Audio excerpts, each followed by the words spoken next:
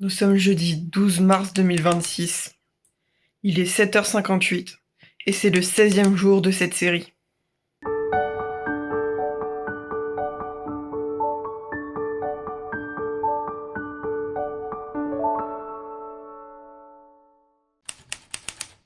Il est 9h10 pile. J'ai terminé le montage. C'est en train de s'exporter tranquillement.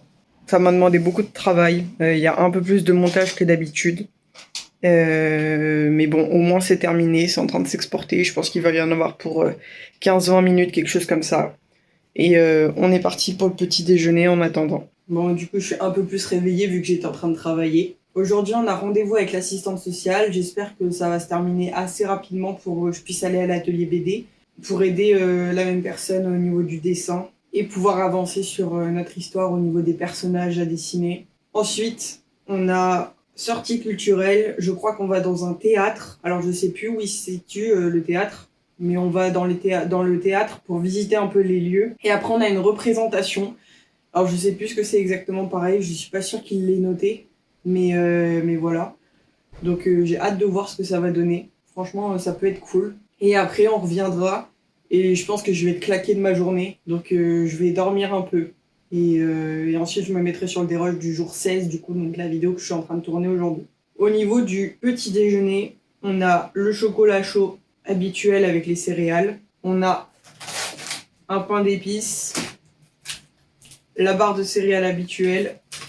Et j'ai envie de tester les petits sablés de Ritz. Alors apparemment c'est à la noix de coco. Crunchy coconut cookie. Donc je vais voir ce que ça donne. Donc voilà. Je mange un peu plus que d'habitude parce que mon repas de ce midi est au deuxième service à 12h45. Et je sens que si je ne mange pas un petit peu, je vais mourir de faim. Donc voilà. Et bien sûr, j'ai mes médicaments habituels. Je mange tranquillement et on se retrouve après, une fois que je suis habillée. Il est 9h52, j'ai fait mon lit, je me suis brossé les dents, les choses comme ça. C'est en train de s'importer sur YouTube tranquillement. Hop. Et nous, on est parti pour aller à l'hôpital de jour. Je vais y aller en voiture, comme ça au moins je perdrai moins de temps ce soir en rentrant. J'ai mon sac à dos sur le dos pour emmener les livres pour l'atelier BD. Et on est parti. Il est 19h39, je suis désolée, j'ai pas fait de vidéo de la journée. L'après-midi a été compliqué et là ce soir, depuis que je suis rentrée de l'hôpital de jour, c'est très compliqué. J'ai été prendre ma douche, etc. Mais avant c'était un enfer. Enfin, je fais que de pleurer depuis, enfin bref.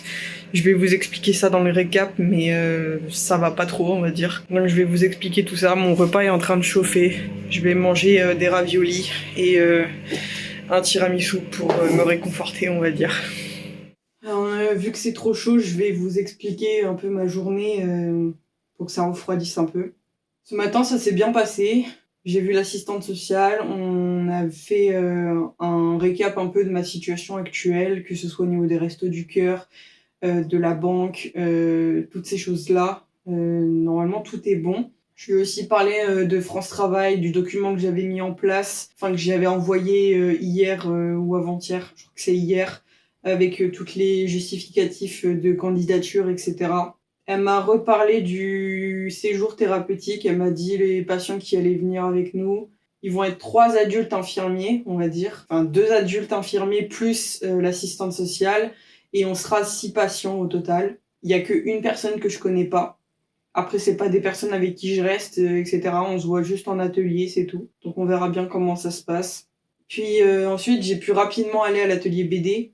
J'ai raté, je crois, que 2 minutes, quelque chose comme ça. Et on a repris du coup où on en était la semaine dernière. Donc il y avait les mêmes groupes. Il y avait juste une personne supplémentaire qui a rédigé, qui a commencé à rédiger et à réfléchir à une autre histoire qui allait se greffer à la première. Donc il y a des nouveaux personnages du coup.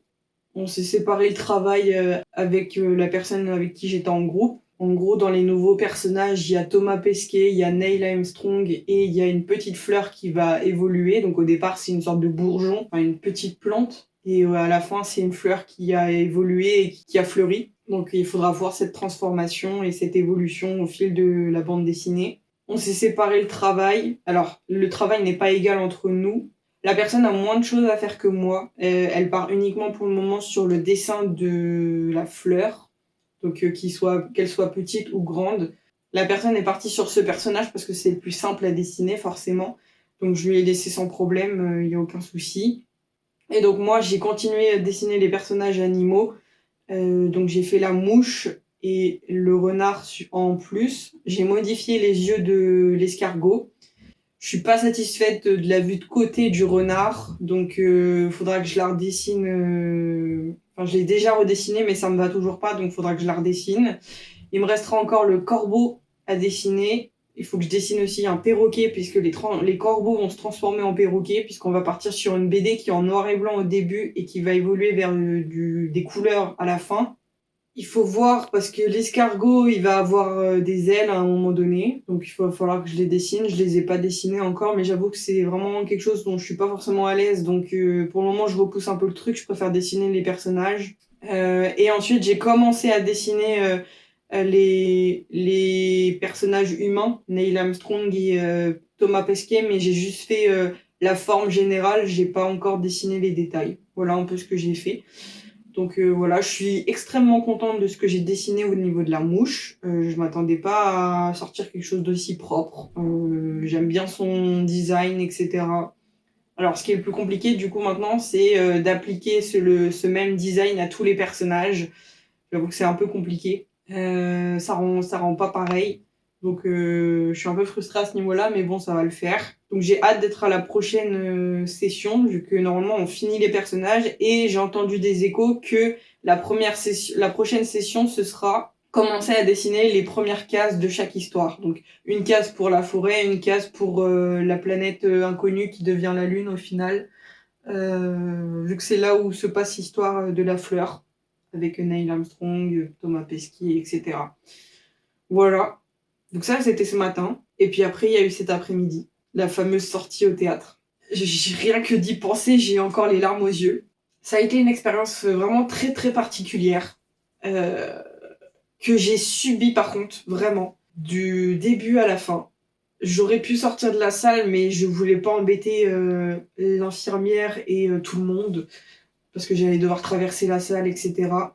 Donc du coup, je suis pas sortie, j'ai pris sur moi, mais j'en ressors un peu traumatisée. Et le mot est fort, mais c'est vraiment une expérience que j'ai vécue comme ça.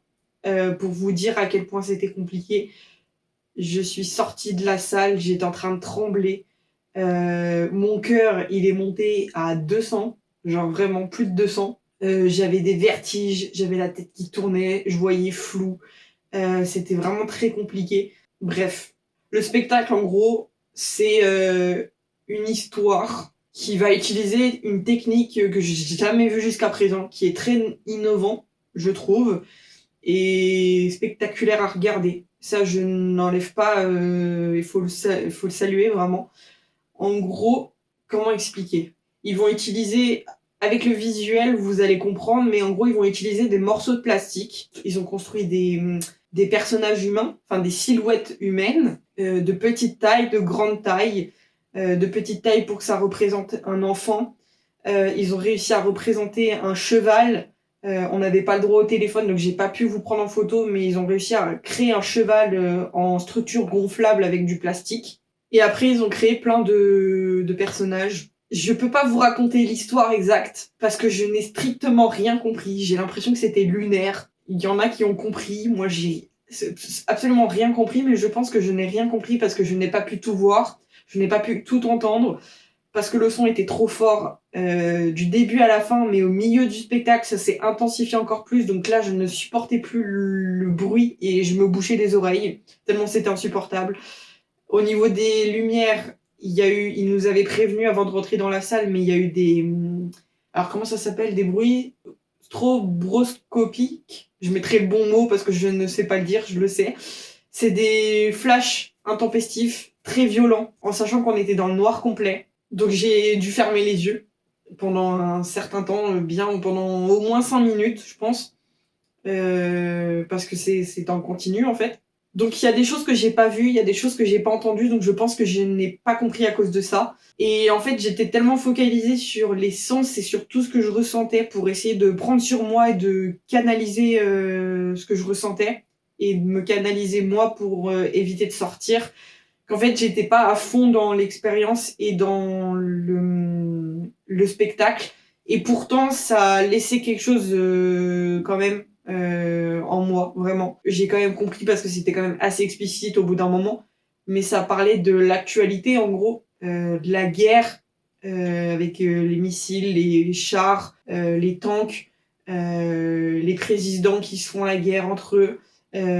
Ça parlait de la mort aussi, que ça épargnait personne, que ça tuait des enfants, que ça tuait des animaux, etc. Voilà le sujet. Et il faut savoir que c'est quelque chose qui me touche énormément, dans le sens où ça me terrifie. L'actualité aujourd'hui, avec tout ce qui se passe avec les États-Unis, l'Iran, etc., ça me terrifie. Vraiment. Toutes les guerres et les conflits en général, dès que ça touche à la mort, c'est terrifiant et tétanisant pour moi, vraiment. Le sujet de la mort est vraiment très compliqué pour moi à aborder, à comprendre et surtout à accepter. C'est pour ça que j'ai autant peur de grandir, de perdre mes proches, de la guerre justement en général. Et en fait, le spectacle, ça tournait autour de ça. Ça te plonge dans le truc, en fait, tellement c'est immersif qu'en fait, t'as l'impression d'y être. Et du coup, c'était vraiment traumatisant pour moi. J'étais vraiment pas bien du tout. J'étais au bord des larmes. Je masquais un peu et je faisais du flapping aussi, donc je me balançais d'avant en arrière, je me tenais les manches. L'infirmière référente a vu que j'étais tellement mal qu'elle disait t'inquiète ça va aller, est-ce que tu veux sortir, etc. Je disais non c'est bon, c'est bon, c'est bon, mais au final j'aurais dû sortir. Tu commences, t'es dans le noir complet, t'entends des bruits qui tournent parce qu'en fait t'étais dans une sorte de cercle. Donc en fait, ça rend le truc encore plus immersif. Puis après, t'as une chose qui apparaît. Il y avait un vrai jeu avec des ventilateurs qui faisaient flotter dans les airs les structures en plastique. C'était vraiment très impressionnant et très beau à voir au niveau poétique de la chose et du spectacle, comment ça rendait. Mais par contre, l'immersion a vraiment été traumatisante pour moi au niveau du sujet abordé dans le spectacle.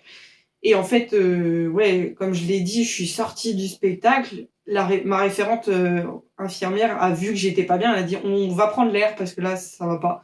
On est sorti, on a essayé de débriefer un peu. Moi, j'étais à l'ouest, je planais, j'étais sur une autre planète. Je tremblais. Elle m'a servi un verre d'eau, j'étais comme ça avec le verre. Je perdais l'équilibre, j'étais à deux doigts de tomber. Il a fallu que je m'assoie, j'étais vraiment pas bien. Mon cœur ne redescendait pas. Vraiment, c'était très compliqué. Et après, on a été s'asseoir pour débriefer avec les personnes du théâtre à une table où ils nous ont servi café, thé, eau chaude, etc. Moi, j'ai rien pris. Ma référente m'a dit tu prends un sucre parce que là tu vas t'évanouir. Surtout que j'avais rien mangé pratiquement le midi. Donc du coup j'ai mangé un sucre comme ça pour me resucrer un peu dans mon corps parce que ça allait pas.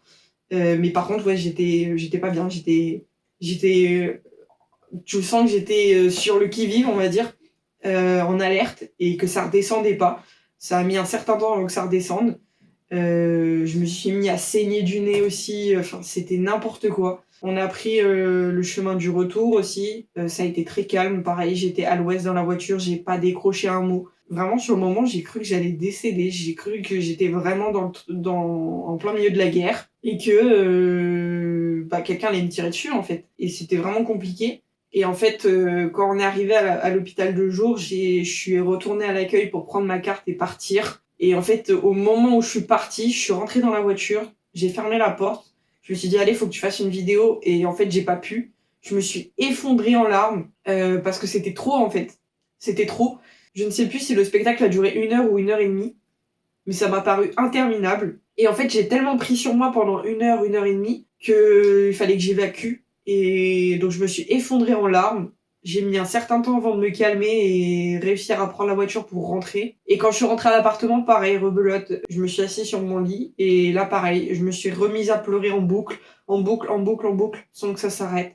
En sachant qu'on est arrivé à l'hôpital de jour, il était 16h15, 16h30, quelque chose comme ça. J'ai mis plus d'1 heure à rentrer alors que j'habite à 15 minutes. Et après, ouais, je me suis mis à pleurer pendant 1 heure. Je me suis effondrée de fatigue. Donc là, en fait, je sors à peine de la douche. Donc c'est pour ça que j'ai fait une vidéo à 19h30 parce que j'ai été dans la foulée à la douche quand je me suis réveillée. La douche m'a fait du bien. J'ai pu évacuer encore les choses, pleurer un bon coup. Bon, là, je me remets à pleurer.